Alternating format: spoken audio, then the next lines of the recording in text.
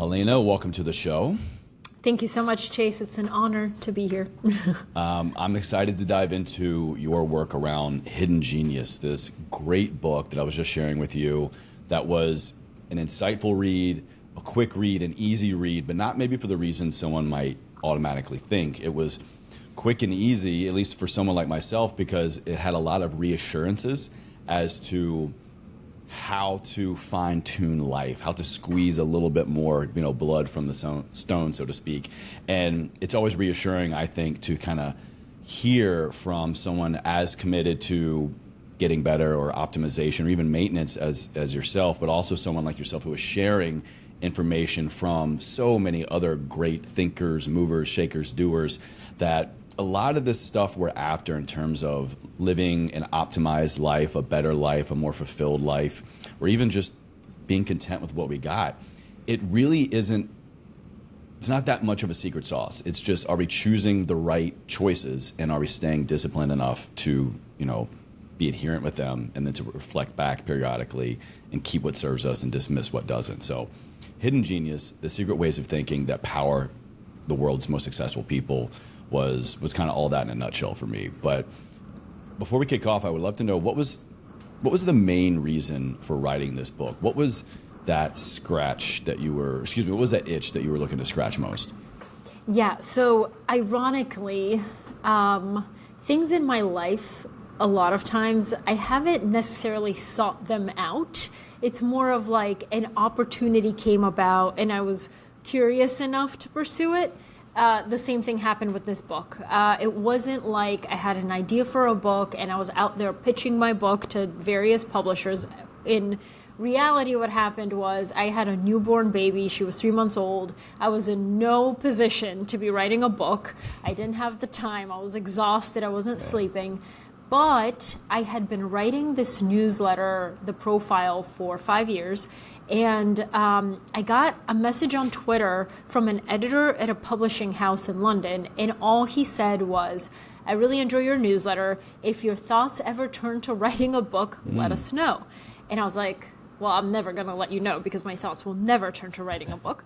But I was curious about the process of publishing a book. So I was like, what better person to learn from and ask questions to than an editor at an actual publisher. So I got on a call with him and I was honestly just asking him questions about general questions like, what does the publishing process look like? Like, do authors normally come to you or do you seek them out? Things like that. And he could tell I was curious, but he could also tell that I was not in the right mental space to be writing a book.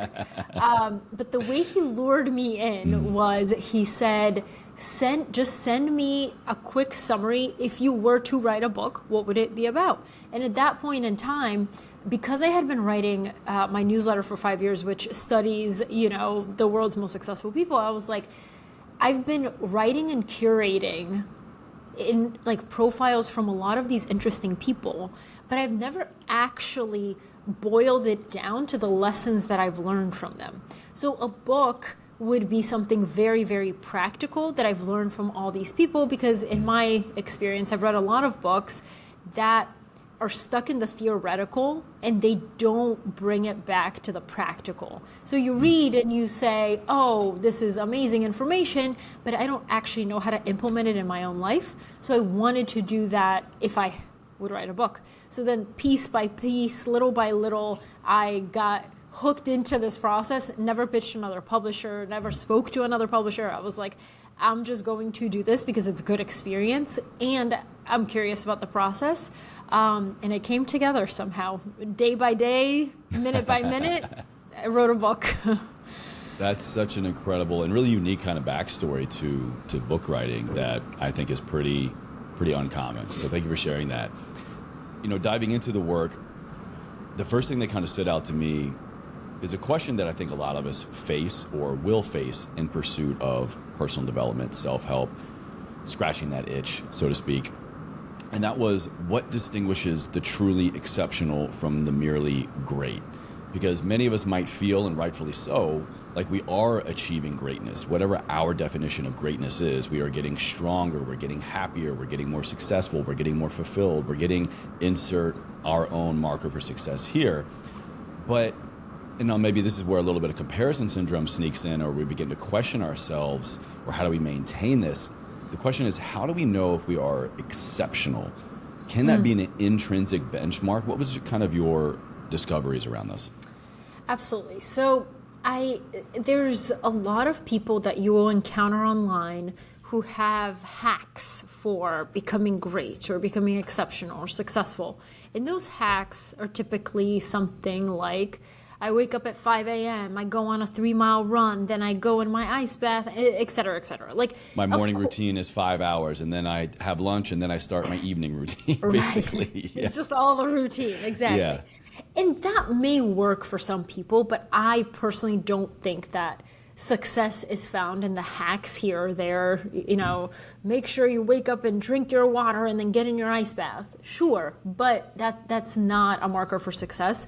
To me, I was way more interested in the mental frameworks or the way that we live our life, that you can take something and internalize it and then apply it across different areas of life. In one instance, for example, I talk about the compound interest of trust. If you think of trust as how you earn interest on, let's say, capital, but instead you're earning it on your relationships, with every interaction, you earn a little bit of trust interest. So in other words, when the longer that you keep your promises, the better the quality of your relationships will be, the more trust interest it'll kick off. And so in the book, I talk about like a framework or a formula that goes like consistency plus time equals trust. So in other words, if you want to earn someone's trust, whether it be in a professional setting, a personal setting, in a business setting, all you have to do is make promises and keep your word over a long period of time, and that'll earn you trust. A lot of people don't do that. They think that one interaction will make or break a relationship, but in actuality, it's the little things that you do that earn trust a little bit along the way. So for example, practically speaking, with my newsletter, The Profile, when I started it in 2017 in February, I said, my promise to the reader was, I will publish this newsletter every single Sunday morning. Since then, of course, life events have gotten in the way. There have been weddings, there have been funerals. I've had to fly across the world at a moment's notice. All this stuff that, life will throw your way. But I knew that I had to be consistent in order for the reader to trust me and ultimately back me with their dollars.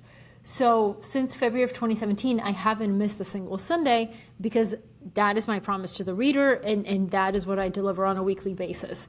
So when in 2020 I turned on a paid layer to the profile, people were happy to back me financially because they knew I was trustworthy and I wouldn't just run off with their money. I would continue delivering the newsletter. So this works in any area of life, and I think what differentiates the really exceptional from the really, really great is that discipline, that consistency, and that ability to endure a lot over a long period of time, no matter what life throws your way. I really do think, for basically blanket statement, yes, absolutely, I agree. I think in this day and age, proving first and foremost to yourself, but absolutely to an audience of 1, of 100, of 1,000, of million, that you can be disciplined, that you can be consistent, that you can keep a promise to yourself and to other people, right, is really becoming something that is going by the wayside. And I know a lot of people, especially in, we'll say, the creative space, you're a content creator, you're a podcaster, you're a newsletter writer, that consistency becomes less possible when we don't have those proper markers for success built in or even conceptualized down the road. So we know how to pause, how to take those wins, how to refuel our systems, our product, our service, whatever, to keep us going. Because motivation is fleeting, right? We can just keep doing something for the sake of keeping doing it, but ultimately we're going to run out of steam, we're going to run out of funding. We're going to run out of a lot of these reasons if we don't have that initial strong why and can keep a promise to ourselves or to somebody else along the way. Exactly. And I think keeping the promise to yourself is the foundational step, because that's what builds confidence in the long run. You know that you are capable of doing this. So like you said, when somebody comes to me and they say, hey, Polina, I'm thinking of starting a daily newsletter. Like, I'm so excited. I'm so fired up. And I'm just, I always tell them, please don't, because I know that unless fire you're starting and that with like passion. 3 months of head batched up kind of thing, you know? Yeah. Even then, at some point you're going to run out and you're not going to be consistent. So it's better to always bake it into your daily life and start with a slower cadence, because it's easier to speed up than it is to slow down. People will always be happy if you say, I'm starting with a monthly podcast or a monthly newsletter, and then over time you're like, I can do this weekly, versus I'm going to start with a daily newsletter. Oh wait, I don't have that much time. I'm going to move it to monthly. It's you can see the difference, and the commitment to whatever you're doing is evident, whether it's to yourself or to your reader. I love what you said there about how it's easier to speed up than it is to slow down. And I'm curious to get kind of your little unpacking of that, because personally I've noticed over the years in personal work or in professional work, personal commitments, professional commitments, whenever I have chosen or felt I need to or should slow down, it feels like kind of a bit of disappointment, like I'm letting myself down, I'm letting my audience down.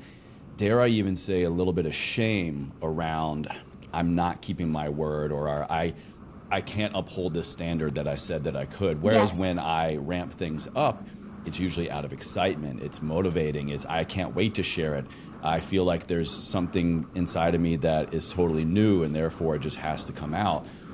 Do you feel the same way? Do you feel like there are more maybe unfavorable emotions or even identity wrapped around the slowing down versus speeding up?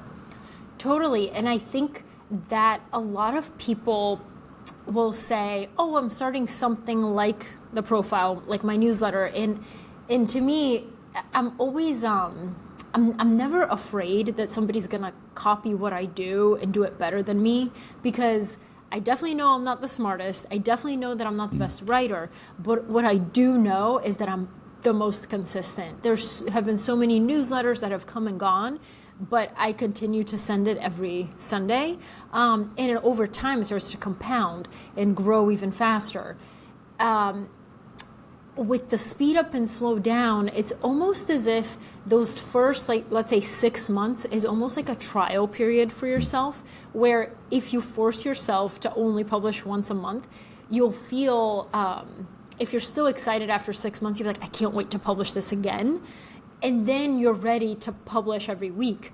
But if you start super hot and then you burn out, which is possible if you do something every single day, and then when you hit, in Bulgarian we have this saying that's called it's like the sleepy Sunday or something. Basically, when you hit that like rough patch where it's like really muddy and you don't want to do it and the excitement is gone, what do you do then? Do you still continue to do it to keep the consistency even if you don't feel like it?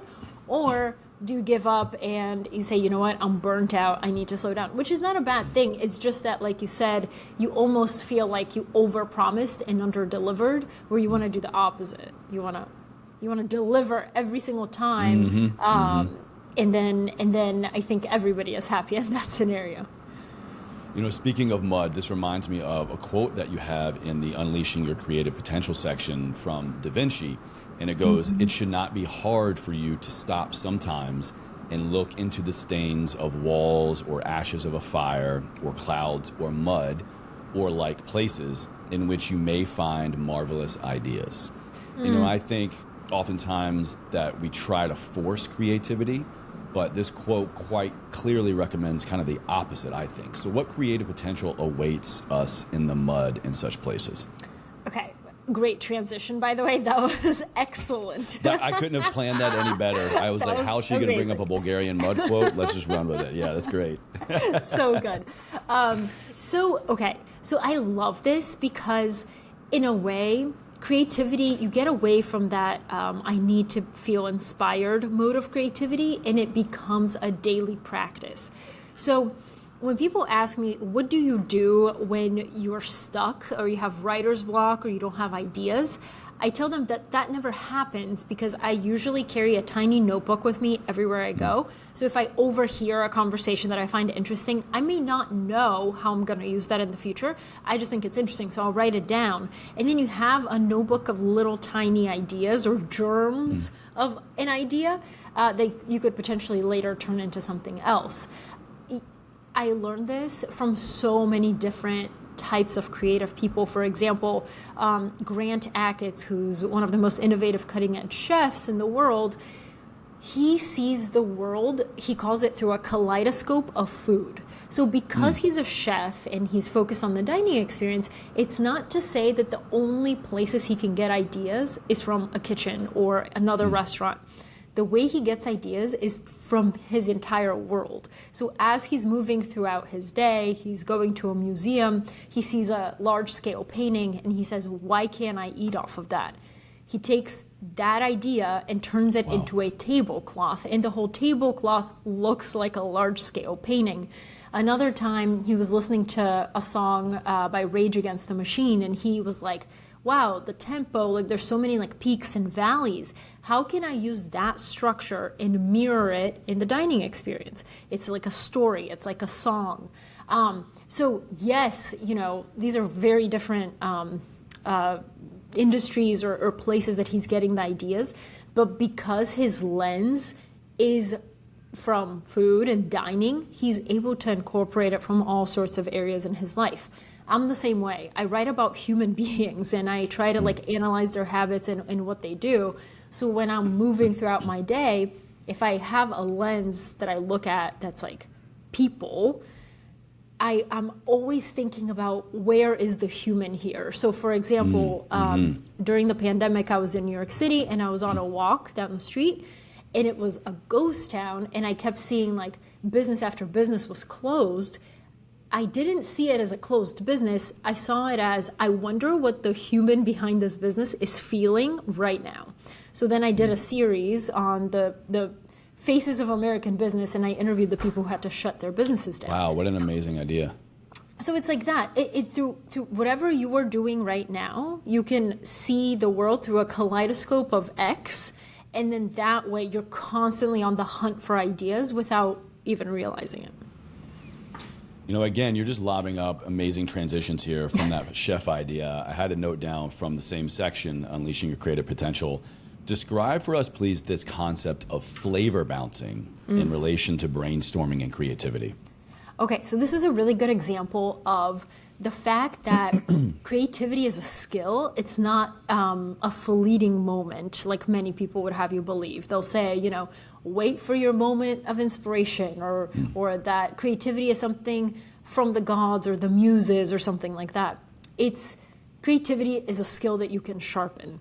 And a really good example of this is that Grant Achatz, the chef, he's the top chef in the world. He built his restaurant into the #1 restaurant in the world. And then, as fate would have it, he gets stage 4 tongue cancer. And it's like, of all the things that you could get diagnosed with, what are the chances the top chef in the world gets tongue cancer? So, of course, everyone says, oh my goodness, you're so unlucky. How are you going to be creative? This is impossible. Taste is all on the tongue, your taste buds. And then what he discovered is that actually taste comes a lot from visual cues and also from smell. Taste on your tongue, like the taste buds, are actually a very small portion of how the brain processes taste. So he started playing with that. He was like, okay, in my menu, what if I created a tomato that tastes like a strawberry and a strawberry that tastes like a tomato? And it messes with you, right? As a customer, as a diner, you look at something that looks like a strawberry, so your mind is already, you're ready to taste the strawberry, then you taste the tomato. There's a name for this test, like I forget what it's called, but basically when we look at words that are in a certain color, but it's written out as a different color, like it's in blue, but it says purple. Our brains are like, does not compute. Yeah, we can't handle it. Exactly. It's almost like it's almost like theater, or like a magic show that you're going to when you go to this restaurant. It's exactly that what he's trying to do. But he had that idea because of this like crazy experience he had with having tongue cancer. And flavor bouncing, Grant is very, he's creative, but his creativity is rooted in logic. So flavor bouncing is something he created where he sees, let's say you have a focal ingredient, and then off of that focal ingredient, there are all these satellite ingredients that have to complement each other, but also complement the focal ingredient. So you can create an entire dish based on complementary ingredients that complement one another, but also the main one. So there's no ingredient that clashes.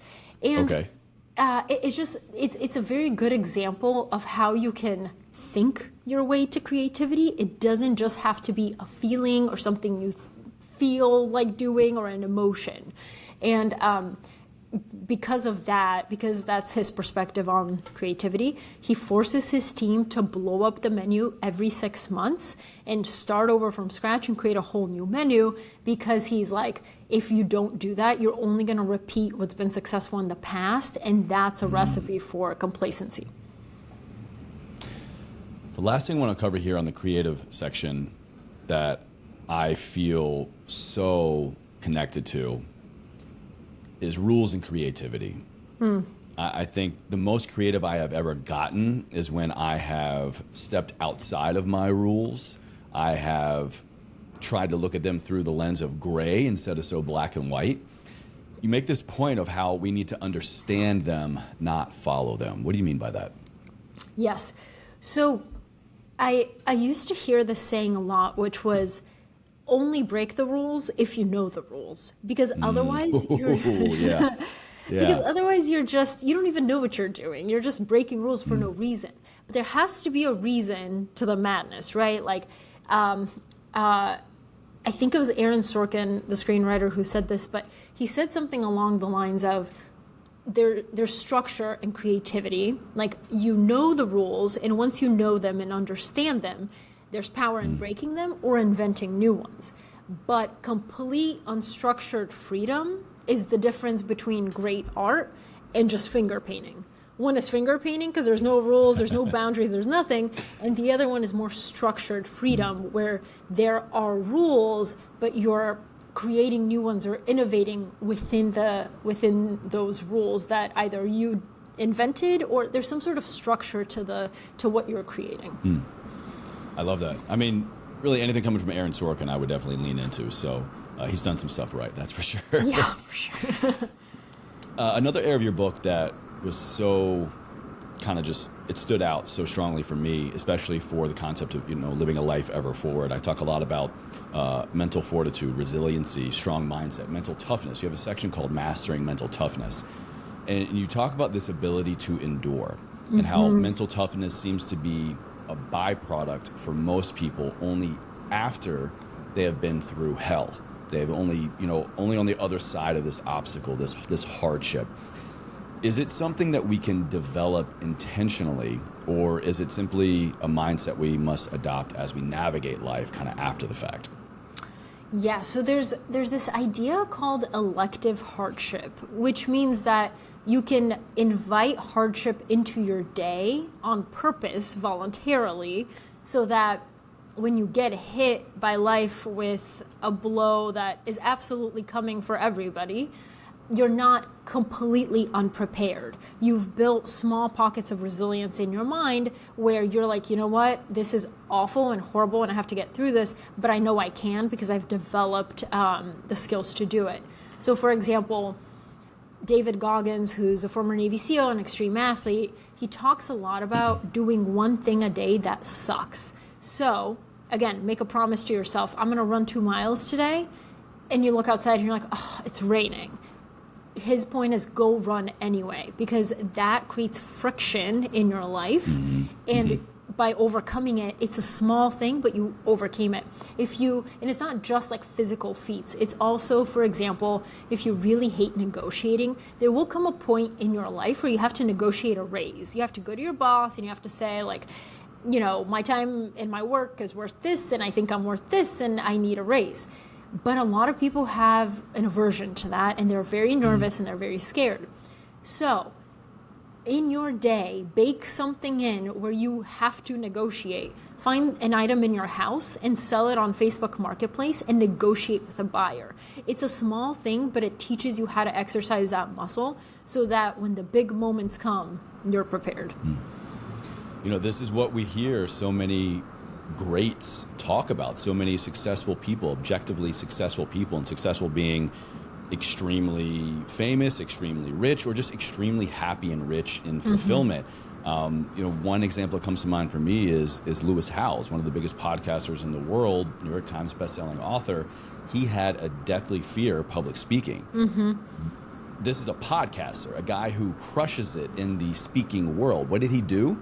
He joined Toastmasters. He joined a public speaking toast club to get over this fear. People nowadays, we look at them, microdosing fear. To shout out one of my guys, Greg Anderson, microdosing adversity. What are you fearful of? What are you worried about? What do you think you cannot overcome or will not be able to endure?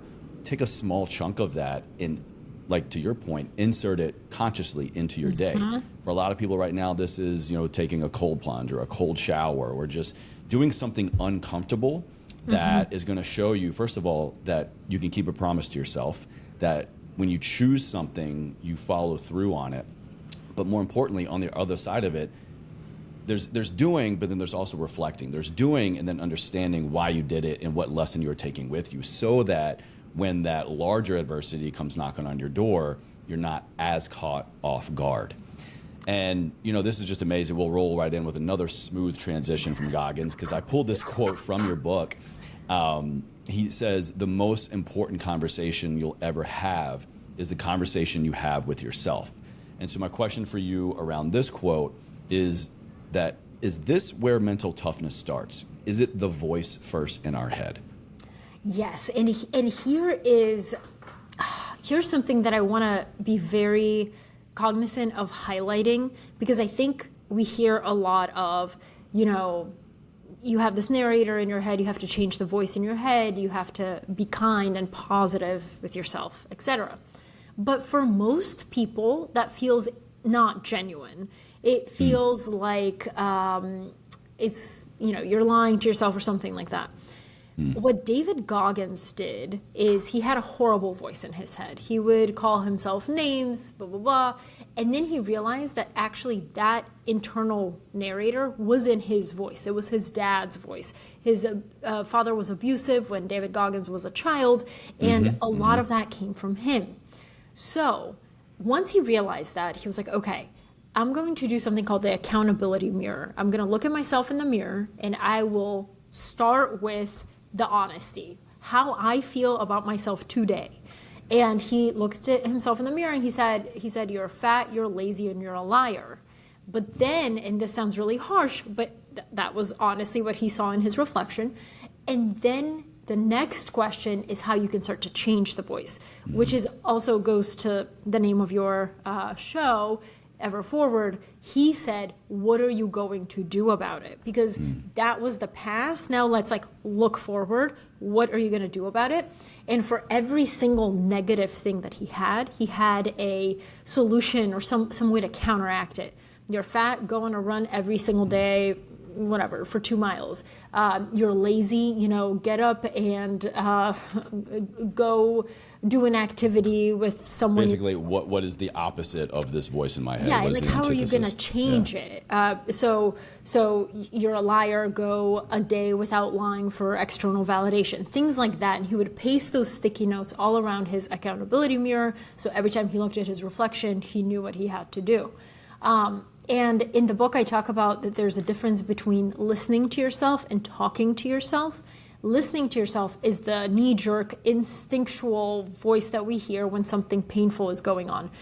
You're in the middle of a marathon. Oh my God, my entire body hurts. Why did I sign up for this? I can't finish this. All this negativity. And then the talking to yourself is the internal coach, which takes control of that and says, all right, now is the time for motivation. this is what you've worked so hard for. This is your moment. This is your chance. You got one shot, only half an hour more, things like that to motivate yourself to keep going. So it's like being aware of the distinction can make a world of difference. I love your point there of the difference between the voice in our head and the conversation with ourselves. There's the choice, right? There's the choice of going from, I'm just going to listen to this voice in my head and just maybe live in ambiguity and ignorance of where it's coming from, compared to I'm actually going to talk back. How should I talk back? What is it going to say in return? Am I going to get even deeper into this negative self-talk? So there's a lot of power there, but we have to first choose that. I love that distinction between just listening to the voice in our head and not making the assumption that we can talk back. That's great. Exactly. You've got another section in, about taking risk in times of uncertainty. And to help us do this, you reference a really famous free diver. Free diving, for people who don't know, is someone that swims pretty damn deep without oxygen. They have incredible lung capacity, or they work on breath work and lung capacity to be able to do that. He has a 3-step process on building confidence before approaching a significantly stressful event. Observe your breathing pattern, shift your perspective, and focus on one task at a time.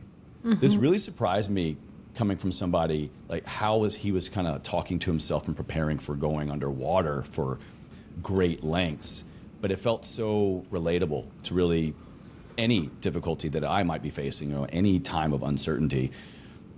Why did you include this in the book? And can you unpack this kind of approach to a significantly stressful event through the lens of this freediver? Absolutely. So it's really interesting. So the 3-step process, the first step is to observe your breathing pattern. So a lot of us will notice before we go into what we expect to be a stressful situation, our breathing will become shallow, we'll start sweating, getting nervous. His point is that he faces the same thing before a deep dive, but what he does is he does lung and breathing exercises to prepare himself and his breathing to be less shallow and more calm, because your breathing will inform how your body feels, which then informs how you feel mentally. So if you can go into it more calm by doing breathing exercises, it'll change the interaction. The second step is to reframe how you see the hardship. So his point is that if you can change your perspective from seeing some sort of challenge into, let's say, an adventure, it'll again shift your perspective into how you go into the interaction. And the final step is, oh my God, I forgot the final step. Focus on one task at a time? Focus on one task. Thank you, Chase. I got notes here for a reason. We're good. I got you. And the final step is focus on one task at a time. And what Alexi says is that most of us, we get so caught up in the tangled web of whatever we're about to do that we forget, just untangle it and focus on one task at a time. Because if you can execute perfectly on one thing at a time, then the whole thing comes together. I think football coach Nick Saban says, don't look at the scoreboard, play the next play, because you can focus. That's good. That's good. Yeah, if you can focus on one thing and doing it well, it'll create kind of a snowball effect and everything else will fall into place. In the same kind of light here, you talk about a guy that I've read a lot about, obsessed with space, Chris Hadfield, this astronaut, and you drive home this concept of, quote, dress rehearsal for catastrophe. You share this quote from him about how fear is just a symptom of lack of preparation, and the best antidote for fear is competence. Can we get better at taking the right risks through more preparedness? What does this dress rehearsal for catastrophe really look like? Absolutely. So in astronaut training, they prepare for the worst and obviously hope for the best, but they try to dress rehearse for catastrophe and like every single thing that could go wrong, how can we address the situation? But what's interesting is that they know that they cannot be prepared for everything that will happen. And I'll Especially give you, in space. especially Absolutely, in space. Yeah. I'll give you an example of something that happened to him that there's no way you can prepare for that because you don't even know it's a possibility. But the whole point of preparing for catastrophe is to train the brain that the future you has options and to always think of options instead of, oh my God, this just happened to me, I'm gonna freak out. It's like, okay, take that emotion, that's your instinctual emotion, and then from there it's like, what options do I have? So in space, Chris was on a spacewalk, which means he was outside of the International Space Station, holding on with one arm, he was like doing work on it, and suddenly like his eye slammed shut in pain, and he was like, what is happening to me? What happened was that they used this like solution to clean their helmets, their visors with, and a drop of it was stuck inside and it went into his eye. The problem is there's no gravity in space, so it was like stuck to his eye. He couldn't get it out. And obviously he couldn't reach inside his helmet. So suddenly the ball became so large that it went over into his other eye, effectively making him blind outside of the ISS. Right. So of course, his natural reaction was, oh my goodness, what will I do? But his rational mind started giving him options. He could get his colleague, fellow astronaut Scott Perzynski to rescue him. He could call Houston. He could cry a little bit to dilute it. He had options. What he ended up doing is opening a vent on the side of his helmet to let some oxygen out to help dilute the thing. And then, after that was over, he continued working. Most people would completely freak out. But that's why he's an astronaut, and that's why he's in space, and you and me are not. But it's just so interesting, and I love his quote where he says, things aren't scary, people get scared.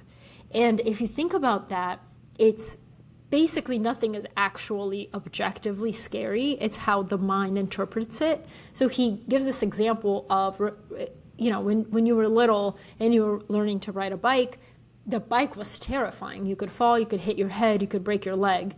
But as you become more competent and better at it, suddenly the bike isn't that scary and becomes silly to be afraid of a bike.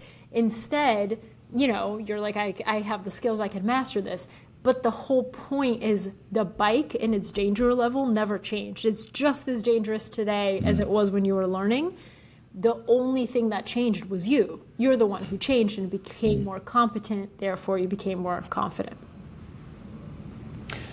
This kind of catastrophe planning and becoming more competent for worst case scenario or even just very difficult case scenario really makes me reflect back on my time in the military. And really, whether I'm going through the military or whether anybody's going through any kind of difficult training or very demanding period of life, you don't really realize all of the skill sets that you are developing then and there until you find yourself in similar situations or in very difficult situations that demand a pause, taking back control of the situation and not giving into the chaos and not giving into the just throwing your hands up and like, oh my God, what do I do? The emotion of the moment, yeah. The emotion, not giving into the emotion of the moment, absolutely. We have this phrase where we train like we fight. And that's why in so many training scenarios and why we have so many training scenarios is so that it just becomes so second nature. It becomes literal muscle memory that you don't even need to feel a certain way. You don't even need to feel, I shouldn't say you don't need to feel fear because in a lot of instances, fear is very real, but you don't need to be as worried about your inability to at least try something or some things that will solve the problem, that will allow you to get out of the situation safely, or just in a better case scenario than maybe panicking or being too caught up in the emotion. That's why we have so many, as you're talking, I'm just being flooded back with all of these acronyms and little things, if my weapon would misfire, or if my gas mask wasn't working, or if the radio was down, or if, we're caught in whatever and we don't have enough manpower. It's just all these things came flooding back just so quickly. And it's a reminder of two things. It's a reminder that this stuff really does live forever for people after the military, I think. But also as a reminder that I am capable. I am capable of leaning on my training and my competence in the military and in real life. And I have done a lot of things, and I know my listeners here do the same thing. Maybe we're not at a point yet of seeking out adversity. Maybe that's not a part of your daily habit, but absolutely reflecting back on what you have overcome and extracting those lessons, detaching from the emotion, that is how you build competence towards worst case scenario in the future. Absolutely. And I love to remind people that, you know, right now we live in a very uncertain world, the economy, the everything. But you have to remind yourself that there have been moments in your life where you thought, how will I ever make it out of this? Or, you know, yeah, it was like last Tuesday for me. You know? Exactly. It comes back, everybody. It comes back. Yeah. And yet here you are, you have survived this, and whether you realize it or not, you have gained resilience, some sort of mental resilience in the skills to cope with whatever the next crazy, uncertain, unexpected thing is that life hits you with. And in the book, I actually wrote about, I'm fascinated by this concept, which is a lot of Navy SEALs, a lot of people in the military, they're trained to have arousal control. So in the moments where they're really, really stressful and really terrifying, where most people's heart rate would spike, there actually stays level, and also their breathing doesn't become shallow and nervous, it remains stable. And I think that that's probably, if you can train yourself to stay calm in stressful situations, that's probably the best mental resilience in any sort of scenario. That's such a good point. I think we don't oftentimes give ourselves enough or any credit when it comes to resiliency. Resiliency, for many of us, we might think, I have to intentionally develop it. I have to intentionally do things physically, mentally, emotionally, spiritually even, to train that muscle. When in fact, that could be well and true, but I beg to differ. I think we have multiple layers of resiliency. We have multiple levels of resiliency in our coat of arms, so to speak, that we just don't recognize, because none of us, anyone listening, watching right now, none of us have gotten to today, right here, right now, without facing a hardship. Maybe you were uncertain about how you're going to pay rent. Maybe you lost a loved one. Maybe you just stubbed your toe and you couldn't work out for a week and you really love working out. Look back on yesterday. Look back on last week. Look back on last year. Look at how you navigated that challenge. That, my friend, is a layer of resiliency that is not going anywhere. You can take that with you, and you can use that to go into something more intentionally now, because you kind of have that relatability. The brain loves relatability to overcome fear and to really kind of navigate uncertainty.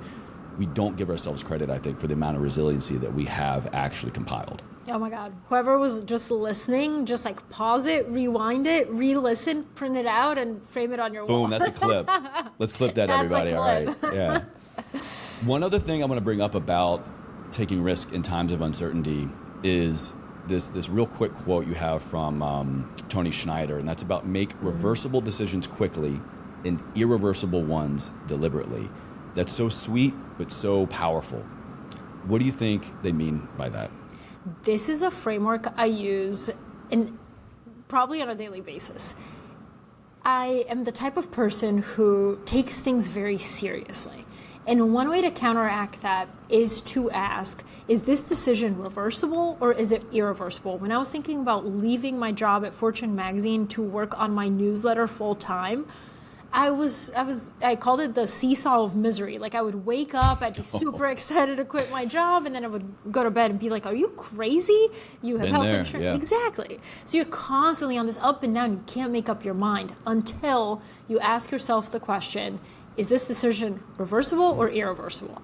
And it's reversible. Truly, if I quit my job, my business fails miserably, I fall flat on my face, I can always go and get another job, maybe even at the same place I was just at. Irreversible decisions, however, are something like deciding to have kids. Once you have a child, you will forever be a parent. That is an irreversible decision, and it's one that should be made very deliberately. And I think like if you can kind of use that framework, things become a little less serious and a little more easier to manage. So Tony Schneider said the reversible decisions, yes, they may be scary, but those are the ones that you can make quickly and possibly learn a lot from very quickly, right?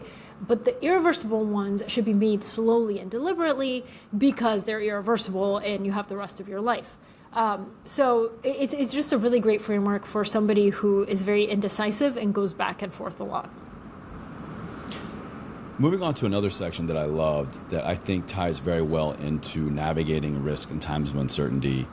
You know, quite literally, I think there's a biochemical, a neurological even connection here, especially when we tap into dopamine, when we tap into serotonin, when we tap into where we are giving our time, our energy, and our attention, is optimizing our content diet. You have this quote in there of what you eat is who you are, and what you read is who you become. Can you expand on that, please, in terms of what we watch, what we listen to, what we scroll through, and how it actually literally is creating who we are? Absolutely. So if you think about your content diet, most people think, oh, it's what articles I'm reading on a daily basis. But actually, it's what you read, what you watch, who you listen to, and also who you hang out with. Because a lot of the people that you surround yourself with, the conversations that you're having and the ideas that you're allowing into your brain also play a part in your content diet. So I like to think of a content diet as, good, healthy content, and then the junk food content, the junk content that we consume, which is the TikTok video, the clickbait article, the things like that.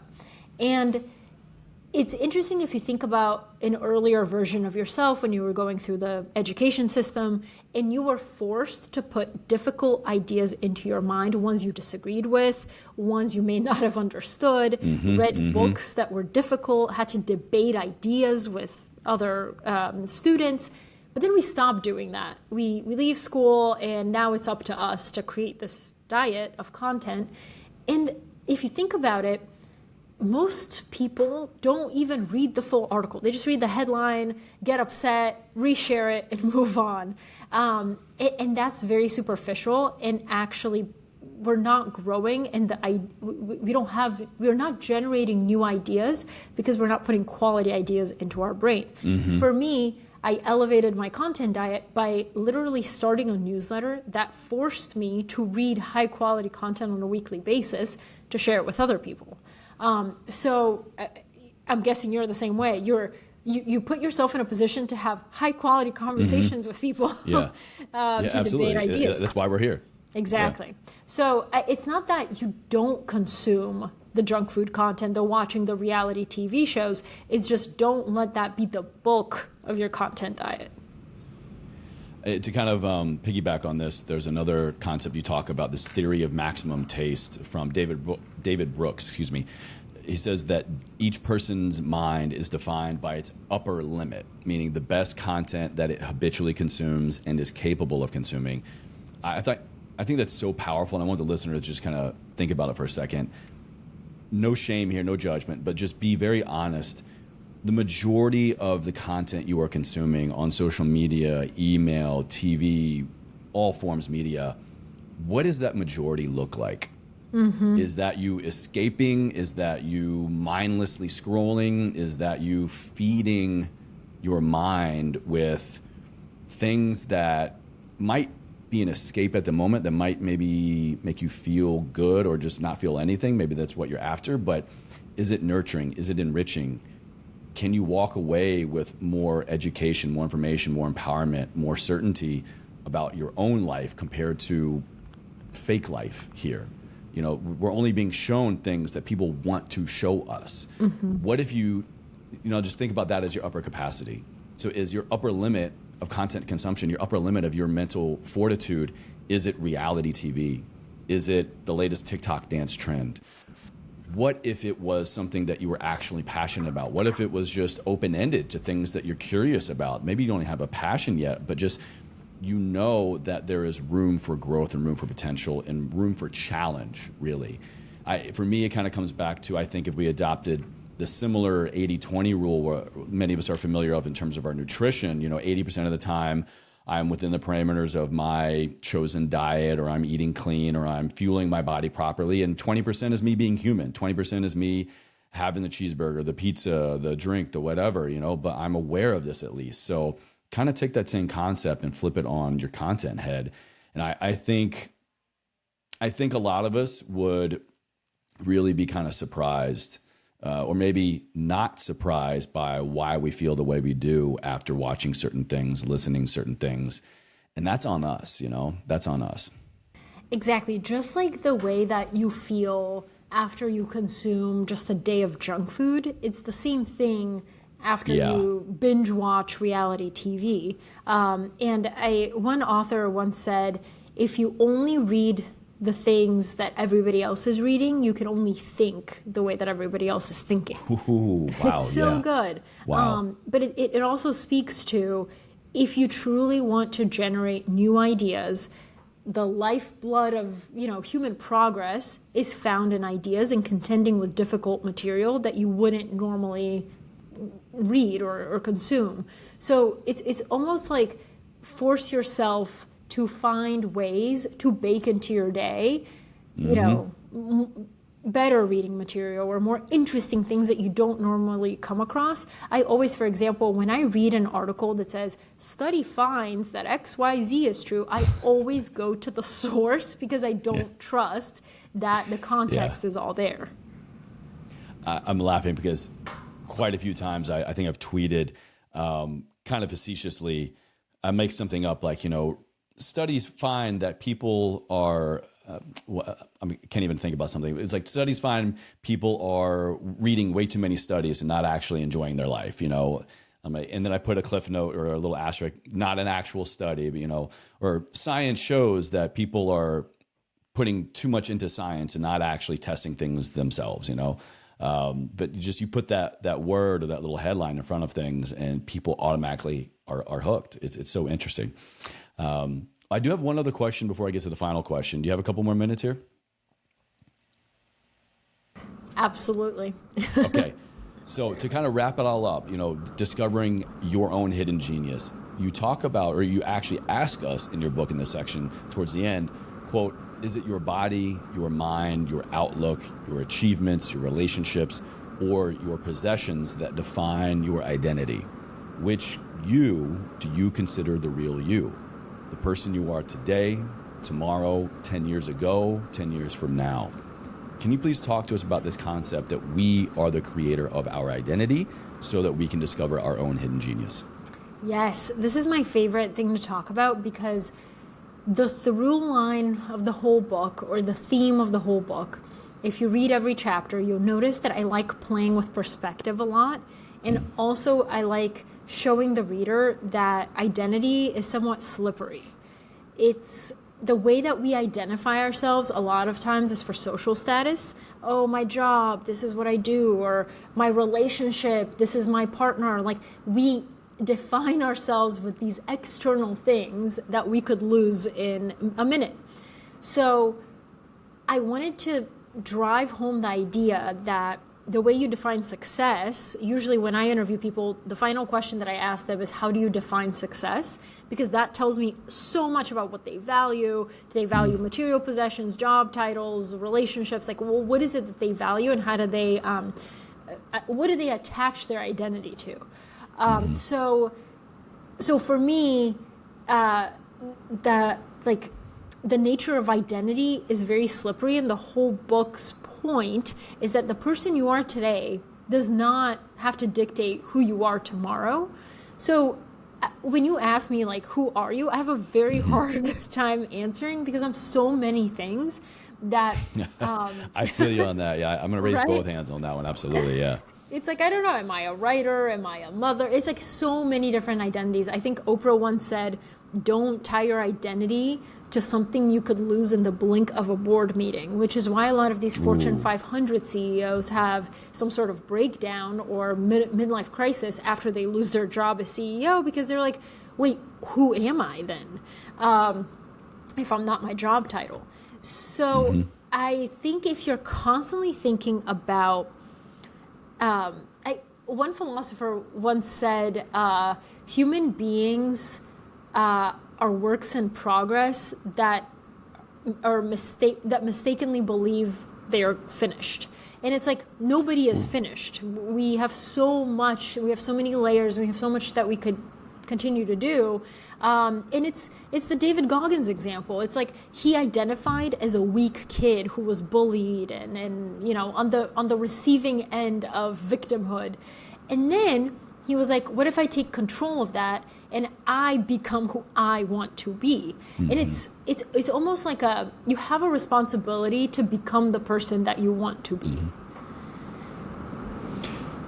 Yes.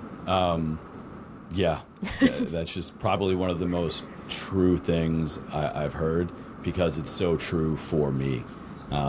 Especially as a creator, as someone who uses social media professionally, someone who is a professional podcaster, someone who does a lot of different things. It's difficult to really answer that question sometimes. I know I'm not alone when I'm asked, hey, so what do you do? Or even just explaining that to myself sometimes when I'm confused or frustrated with, what should I be doing today? What do I want to do? Because there are so many avenues and so many platforms. The one thing that has been exponentially helpful and powerful and provided so much clarity for me is focusing on just me, my identity as me, as Chase, not tied down to the podcaster, YouTuber, Instagrammer, emailer, health coach, like any of these other things that I might do, or any of these other areas that I'm interested in and maybe have some real estate with, but I am me. And if I can just remind myself of that and stay true to that, then I won't say the confusion and uncertainty and fears go out of the window, but they definitely become way, way less. And think about, for the listener, how much easier and how much more powerful it will be for you to answer that question when somebody asks you, what do you do? If you can just describe to them who you are, not what you do. 100%. And it's like, I say, tie your identity to your own name, so that, for example, when Oprah walks into a room, she doesn't have to explain what she does. She's just Oprah. Oprah, and yeah. your name becomes your brand. And once your name becomes your brand, it's almost an added level of accountability where you have to behave ethically. Ooh, yeah. You have to be a good person because you know that that's your name. And if you tarnish that name, it's the only one you have. Well, I couldn't think of a better way to transition to the final question, Polina. I just want to say thank you again for coming on the show. And everybody, definitely check out Hidden Genius. I will have this linked for you down in the show notes and everything we've been talking about under episode resources.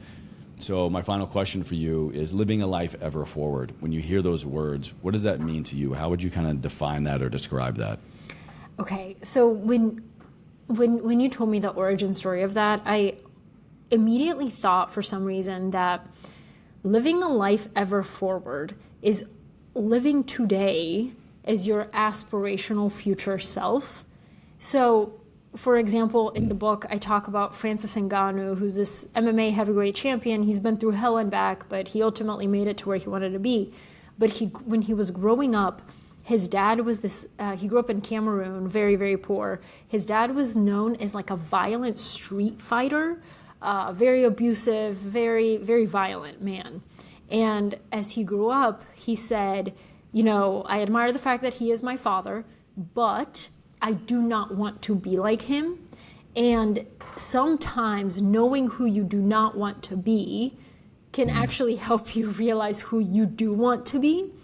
And in that moment, not only did he realize, like, I will not be like that, but also he was like, okay, so if I want to become a professional boxer, I have to live today as if I am already a professional boxer.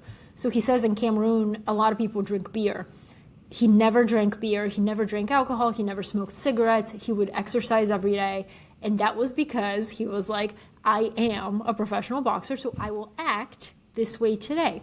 And I think this goes to like every area of life. If you want to be less emotional and more rational in your decision making, start small. And like today, you know, with the decisions that you make, ask yourself, what are ways that I can become more rational in this decision right now? And slowly you'll become that person. It's the whole idea of an alter ego. If you start to imitate, you start to become, and ultimately you are. So it's not, you know, fake it till you make it. It's like do it until you become it. And I think ever forward is like the only way you can get to where you want to be is to start acting and behaving that way today.